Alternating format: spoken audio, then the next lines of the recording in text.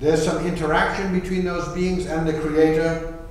There's need to respect creatureliness. They are noble but not all wise. And notice here that the Creator has access to His creation, but creatures cannot go up to where the Creator is. See? The Creator is separate from creation. And here I think you're realizing that this is a biblical ontology, because when you read the creation story, you find all of these elements. And the cardinal sin under this ontology is for a creature to start acting like the Creator. See? That if that happens, then you have sinned under this ontology, which of course you will know also to be the story of Lucifer. Yeah, that's a biblical ontology. And of course, in the biblical ontology, the realm of the created realm has been seriously damaged by sin. So the separation between the upper realm and the natural realm is now much more complicated because of sin. That's a biblical one. Now there's another ontology which would be called antagonistic dualism. You again have two realms, but there's a big difference. Under this one, this is an ideal realm. There's nothing material here, only ideas, only the ideals. This is a Greek ontology, Plato and so forth. And the material realm is thought to be bad. It's diminished existence. The body and emotions are down here, and they are carnal. They are not spiritual. You have a tension between the spiritual and the carnal. Okay?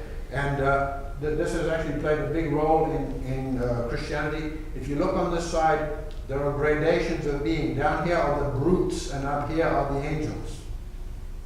And so, in this ontology, you can descend down the scale of being.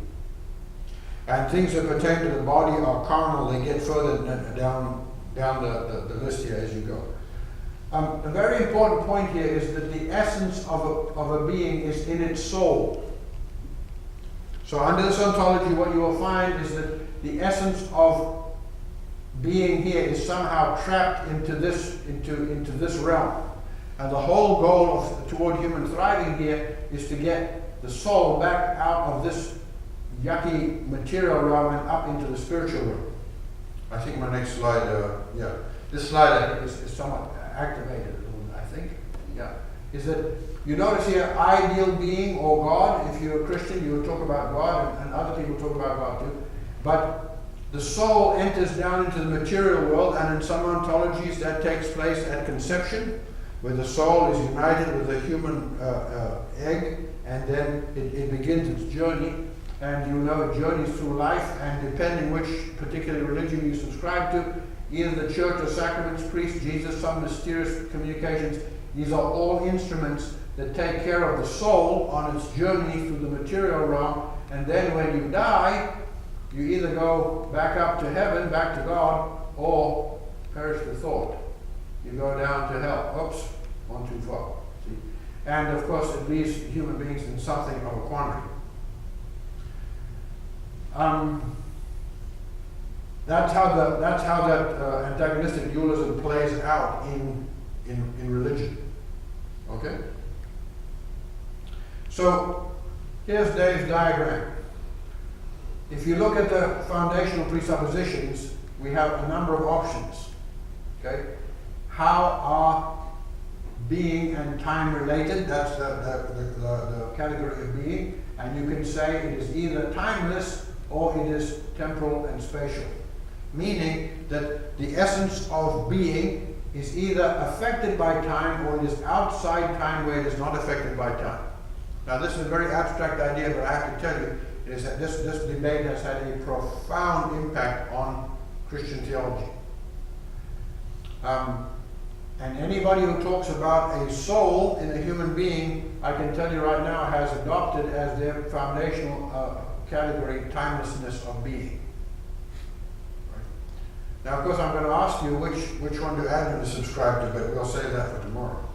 Another one here is there a realm beyond the natural world? And you could say yes, or you could say no. Right? That's the metaphysical one.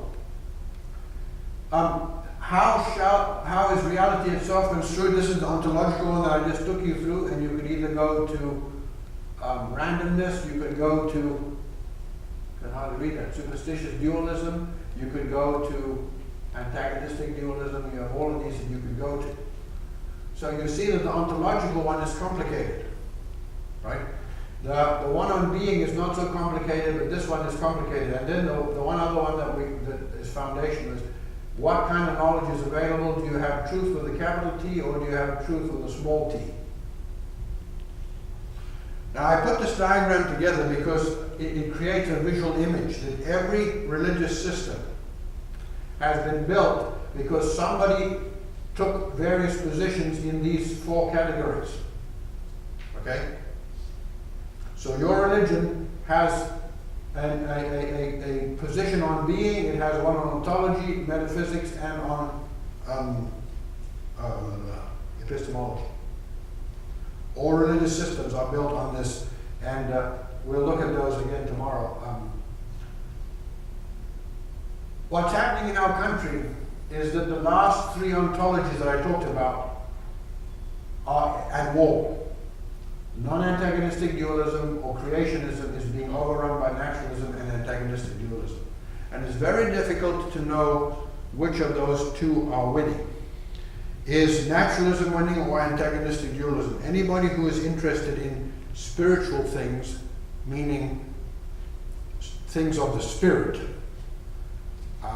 is probably involved in antagonistic dualism. Scientists would be more interested in naturalism. And the ontological shift away from the creator-creation dualism is part of what is creating highly antagonistic religion attitudes toward theism. And I want to quickly dig into this here, and I don't want to talk for too long here. But notice here that Leslie Newbegin, this is a missionary from years ago, he said way back in 1966, more and more areas of life have been mapped by the research of those who confessed that they did not need the hypothesis of God for this purpose. Okay? So that's something that happened long ago, and it's an outgrowth of naturalism or antagonistic dualism. Well, actually, antagonistic dualism does need a God. This one, I'm not going to read this one. You can see here that the societal problem is now that all these ideas have created conditions where God is no longer an inevitability. In fact, the business of life no longer points to God, or God does not appear to be necessary. Here's another famous comment, Peter Hitchens, the brother of Christopher Hitchens. He said in Australia on TV that the most dangerous idea in human history and philosophy remains the belief that Jesus Christ was the Son of God and rose from the dead. And the show host asked him why, and here is his answer: because it alters the whole of human behavior and all our responsibilities. It turns the universe from a meaningless chaos into a designed place in which there is justice and there is hope, and therefore we all have a duty to discover the nature of that justice and work toward that hope. It alters all of us. If we reject it, it alters us all as well. It is incredibly dangerous. This is why so many people turn against it. Now you realize here that there's an ontological battle. Okay? Hitchens has what ontology? Naturalism. Yeah, he has a naturalistic one. And he says, this idea of a creator, this creationist ontology, he says, is dangerous. It's so dangerous because it means we're not on our own, and you do have some responsibilities beyond what you just choose for yourself. See? That's what's happening here. So let me just look quickly at the antagonistic dualism. Okay, you remember the diagram of it, and I'm going to dash on here. That notice here that with the increasing loss of the idea of a supernatural realm that helps to establish categories for human life, with that loss, in skeptical minds, let me just read the sentence. But with the increasing loss of the viability of supernaturalism in skeptical minds, it cannot be empirically proved, so it must be superstition rather than reality. In other words, you cannot prove the supernatural. You cannot prove it by any scientific or empirical means. Therefore, they would say it is an illusion. But because of the loss of that, the presence and primacy of the soul has morphed into a fascination with the self. The same effect is derived from naturalism. Nothing out there means the focus turns inward, and so we have become fascinated with ourselves. And if you look in our society today, it's all about yourself. Self-help this, self that, iTunes, why iTunes? So the sense that there is a world beyond the self becomes dim. Attention is concentrated on the self. Who am I? Becomes an absorbing question, one that would never occur to a person who takes for granted the existence of a real world by which one can orient oneself. See? So if your ontology destroys the supernatural, you are left only with yourself. And if you're going to understand life, where do you look? You don't look outside for reference points, you start to look inside, okay? And here he continues, the self comes to be seen as an isolated monad which can only be understood from within itself. Thus the inward journey becomes much more fascinating than the exploration of the external world, and psychiatry becomes the dominant element in society. See? Is that we now want to understand ourselves, and it is increasingly the case that people think that the pathway to thriving is to look inside of yourself and to find whatever desires and inclinations you have, and then you unbridle those and you follow them toward self-authentication. And here's an astonishing one. Underneath all of this we find an antinomian sensibility. We are trained to be suspicious of long-standing moral traditions. We are told to adopt a critical attitude toward inherited norms. That's not just an academic habit of mine. It serves a moral conviction, widespread though often tacit, that human beings flourish to the degree that they are free to satisfy their own personal desires. You see, the ontological shift has changed the ethos of our culture. No longer do we look out to God for reference points. We now look inside of ourselves, and everybody is doing their own thing. And if you cut across the path of somebody doing your own thing, you're a bigot, or you're mean, or you're narrow-minded. There's all kinds of names we have for that. So my point here is that this change came at the foundational level. We didn't even know that there was an ontological shift. It's taken place, and it's actually quite far advanced. The greatest wrong in our time is to infringe on the autonomous self. This is even true amongst Christians. I read the other day, the most quoted verse of the Bible is no longer John 3:16, it is Philippians 4:13. What's the difference between those two? Yeah, yes. The one looks out at what God has done. The other one does what? It invites God into what I can do. Now, I'm not saying it's a bad text. I'm just saying it's fascinating that this now, Philippians 4:13, has become the most quoted biblical text. It's a result of us being affected by this ontological shift without realizing it. So, the scene is set for a genuine debate between two conflicting visions, between those who see the individual as a bundle of impulses to be gratified and those who see humanity in the image of God. Between those who see society as a series of private gardens of desire and those who make space for public parks which we do not own but which we jointly maintain for the sake of others and the future.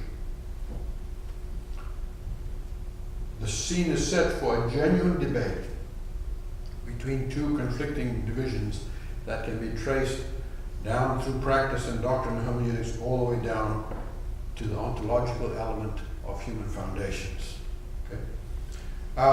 Here, rules hinder personal development, especially rules about the intimate realities of life.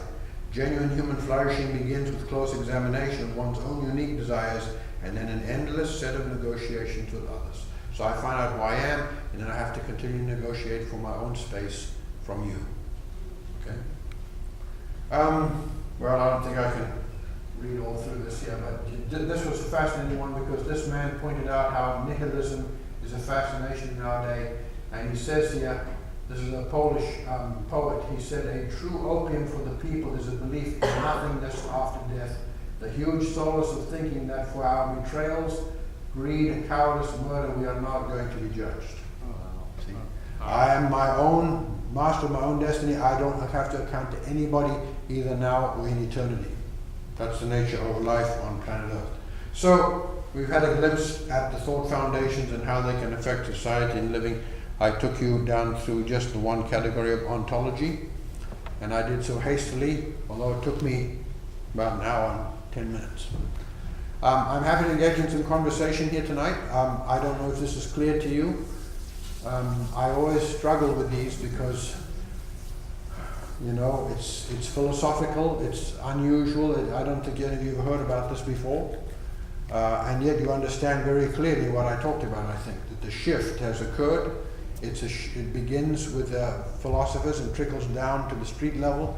And what people back in the 70s and 60s said, do your own thing, they were actually announcing a new ontology without the rest of us knowing it. But we've had this shift before. That's what I sit here thinking. You're talking as though this is new. This has happened before. Because I think of Judges, the last verse in Judges. Everyone did. Right. Isn't that what we're doing now? And how did we come back as a society to believe in God, have the Constitution, and then come like this again? Yeah, you're correct. I'm not suggesting this is the first time in history that it happened. I'm not suggesting it's the first time in history.